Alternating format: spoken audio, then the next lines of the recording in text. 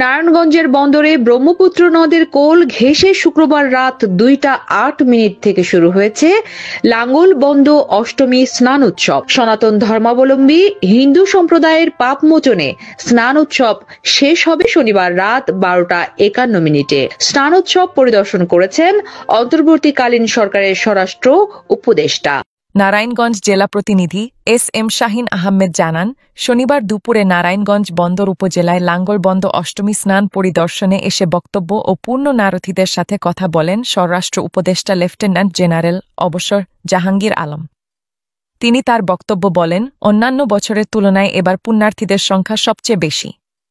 নিরাপত্তা ব্যবস্থা জোরদার করা হয়েছে। লাঙ্গলবন্দ স্নান উৎসব এলাকাটি পর্যটক কেন্দ্র হিসেবে গড়ে তোলার জন্য কথাবার্তা ও কার্যক্রম চলছে। পর্যটক কেন্দ্র থেকে গুরুত্বপূর্ণ হচ্ছে এটি একটি পুণ্যার্থ স্থান। উল্লেখ্য যে স্নান এলাকায় বৃষ্টি স্নান ঘাটলায় কাপড় পাল্টানো, চিকিৎসা সেবায় ভ্রাম্যমাণ কেন্দ্র, শৌচাগার, বিশুদ্ধ পানি সরবরাহ ও পুণ্যার্থীদের নিরাপত্তায় নিয়োজিত থাকবে আইন শৃঙ্খলা বাহিনীর 1,500 সদস্যরা। স্নান এলাকায় টহলে থাকবেন সেনাবাহিনী, র্যাব, ব্রহ্মপুত্র নদে টহলে থাকবে নৌ পুলিশ ও কোস্টগার্ড।